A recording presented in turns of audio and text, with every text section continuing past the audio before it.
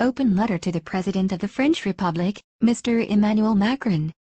Mr. President, the sad news of the brutal murder of French teacher Samuel Paty and an 18-year-old Chechen was a real shock to all sane Chechens who were not influenced by the hidden, anti-human propaganda of the aggressive political and military forces of Russia. Once again, Mr. President, we extend our deepest condolences to you, Mr. President, to the entire French people, and in particular to the family and friends of Mr. Samuel Paty, who was killed by a criminal. We will do everything in our power to ensure that destructive forces do not negatively affect the consciousness of Chechen youth. This cynical crime reminded us of the scenarios of the Russian special services, which, justifying their massive punitive operations against peaceful Chechen citizens, blew up houses in Moscow and other cities in Russia, committed many other crimes and Chechens for the murder of innocent people on ethnic grounds blamed. In some cases, they used their Chechen influence agents to give the charges against the Chechens a semblance of credibility. This criminal practice is currently used by the Russian special services not only in Russia, but also far beyond its borders. We have no concrete evidence to indict the Russian special services for this crime. However, a number of known killings of Chechens by Russian special services in Germany, Belgium, Austria and other countries indicate that such a possibility cannot be ruled out, and we hope, on the basis of these facts, that the French law enforcement authorities will conduct a thorough investigation into this crime. Mr. President, I hope you will agree that criminals have no nationality and that a criminal's nationality cannot be equated with an entire nation that is not involved in the crime, and I hope that a genuinely democratic France will not have Chechen refugees collective punishment is imposed on the basis of ethnicity. As you know, collective punishment is forbidden under international law, and I hope again that only those criminals who are directly involved in the murder of Mr. Samuel Paty will be punished. It is difficult for real representatives of the Chechen people to believe that such an atrocity could have been committed by an ethnic Chechen, one of the people who committed horrific genocide in Russia's last two wars of aggression, which has continued an aggressive, enduring war for 400 years and have suffered grave suffering from the loss of relatives and friends against the Chechen people. The mentality of the Chechen people, which has developed over the centuries, categorically does not allow the possibility of killing any other representatives of the peoples who have welcomed and housed tens of thousands of our compatriots who, for political and other reasons, are currently in real danger of death from Russia. We are confident that even religious fanatics, based on simple reasoning, will not cut off the branch they are sitting on. Of course, we cannot say the same about the Russian official that Russia has secretly implanted in Chechen society. The murder of Samuel Paty is, first and foremost, an insidious stab in the back of the Chechen people, and we have good reason to believe that more serious criminals, possibly Russian special services, are hiding behind this murder in order to discredit the Chechen people.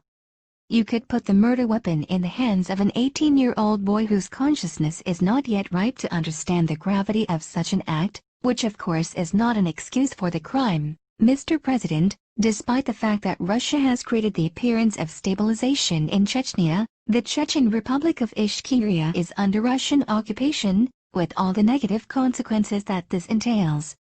The gross violation of human rights and brutal repression by Russia and its Chechen henchmen forced more than 400,000 Chechens who disagreed with 2 out of 3 Russian occupations to flee to Europe, saving their lives and those of their loved ones. Many of them received the status of political refugees, including probably those who were not persecuted in Chechnya, but were sent by the Russian special services for subversive activities, persecution of members of the Chechen resistance, or discrediting to bring them back to their homeland, where Russian special services can handle without any problems.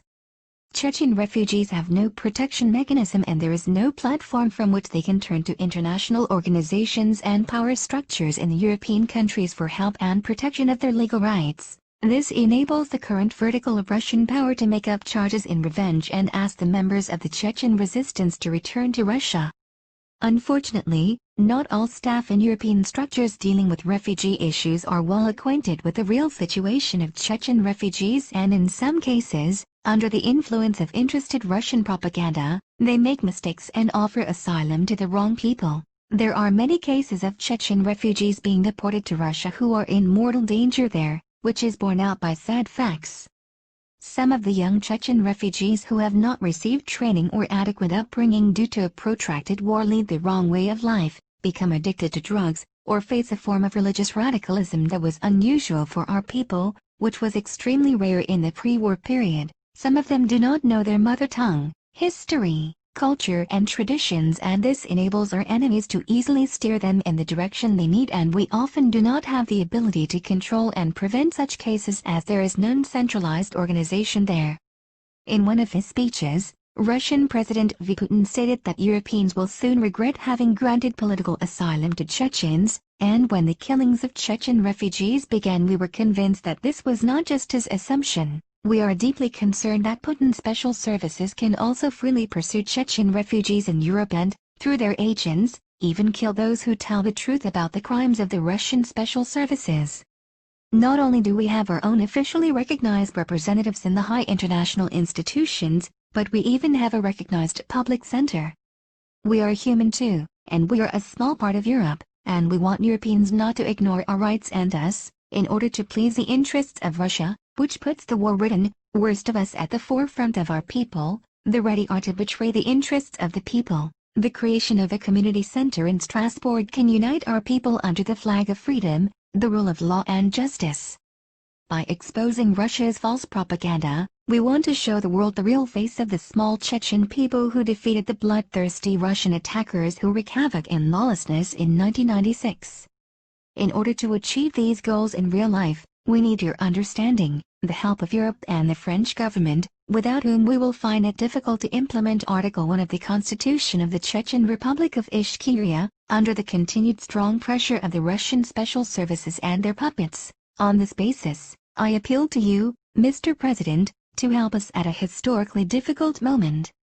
When bombs and grenades fell on peaceful towns and villages, the Russian occupation forces killed civilians, women, children and the elderly, and committed serious crimes. We turned to the world community and the high international organizations for help.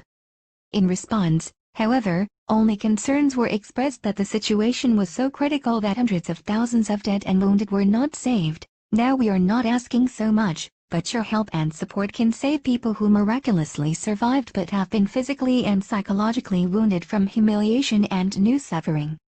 In order to discuss this matter, I ask you, Mr. President, to receive me at a time that is convenient for you and to listen to me.